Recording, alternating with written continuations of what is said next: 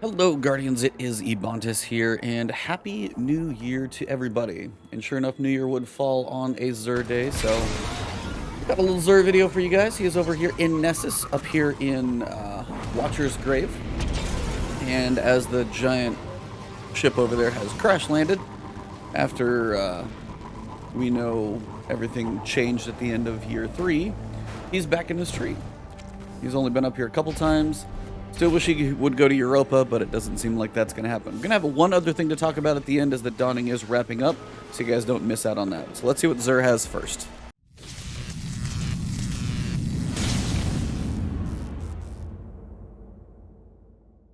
Alright, as usual, your exotic engram is there to work on completing your collection of old stuff you might be missing, armor, weapons, stuff like that that is old from just world drops. Quests, you guys know some of those are going to be coming from the kiosk in the tower, but again, if you have everything, you're still looking for like a good random drop and you got a lot of shards like I do, drop your 97, see if you get something good, go from there. The weapon this week is going to be Merciless. This is a fusion rifle. It is non-lethal hits with projectiles. So every time you hit an enemy or hit something and don't kill it, it makes the weapon charge faster until it gets a kill. So this is actually really cool because what it's able to do also pairs up here. Reloading immediately after a kill increases weapon damage for a short time, so that first hit, as it is firing slower, is going to still hit a little bit harder if you do get a kill. But the nice thing about this is if you are working on trying to kill a bigger, beefier enemy, and you fire once and don't kill it, fire twice, it's going to get faster and faster. Up until the last 3 shots, if I remember correctly, of that 8 magazine, are next to about as fast as you can get for a fusion rifle. It's like zzz, zzz, zzz, and it's like zzz, zzz, zzz, and it's just very quick. So it is a cool weapon. It's not really breaking any metas, not really doing amazing damage compared to other things in the world right now, but it is still a cool weapon to use. If you don't have it, still add it to your collection. But it's hanging out from year 1, hasn't gotten a lot of love since. It's just kind of one of those that if you don't have it, probably add it to your collection, toy around with it, then probably put it away. For the hunters, we've got the Bombardiers. Now, these are cool leg armor because you have your perk Parting Gift. Dodging leaves behind an explosive that detonates after a short delay, damaging enemies around it. Now, this can be one for hunters that like to play PvP. If they get close, if they dodge near an enemy, get a little explosion, they're half dead anyway. And overall, the stat roll is pretty reasonable. You got 14 recovery, 13 strength, and you've got 9 mobility. I wish the mobility was at least 10, as this based around charging would be nice to give you at least 1. But still, overall, if hunters like dodging, you like leaving, and you tend to be up close and personal with enemies you're fighting, probably more in PvP. I don't expect this being astoundingly amazing in PvE, but, but if you like being up close and personal, dodging by people in PvP, this could be something that might speak to you. Stat roll is okay, but not really, anything to write home about. Next, we've got the infamous One-Eyed Mask for the Titans. This is a helmet. Vengeance is your perk. It highlights enemies who dare damage you. So, if you get damaged by an enemy, they're going to be kind of marked on your screen. You can track down and destroy your enemy for an overshield. Now, it used to heal you, do an overshield, and all those things. So, tracking the overshield is still there, but the health, I think, is one thing they kind of took out of it a little bit. Overall, kind of an okay helm. Still pretty good, generally. I mean, if you get damaged by an enemy and you kill them, you get an overshield. Still has benefits in both PvE and PvP. I've still seen it used in both. Probably more a PvP helmet generally, but if you think about the survival sake in PvE, it's not bad either. As for stats, let me see if I can rotate my armor so we can see this. So we got a total of 62 and a whole bunch of stats that for a Titan, I wish were in a different place. We got 16 mobility, 14 strength, not really doing it for me. 12 intellect isn't bad, but overall this is not the best stat roll. So if you have a better stat roll, probably could miss this one. If you don't have One-Eyed Mask, again, it is a pretty cool helmet to use functionally, and maybe if you can make up your stats in other places, I might do that. But overall, I would say not the greatest stat roll, pretty cool exotics for Titans to use, and has some survivability purposes in both PvE and PvP. Finally, for the Warlocks, we've got the Astrocyte Verse. This one is Move to Survive. Blink further and more frequently. Weapon readies quickly out of blink and radar remains up. So blink has been kind of a thing where it wasn't that good, but if you do enjoy blink, this could definitely be your thing. Fairly cool looking helmet overall.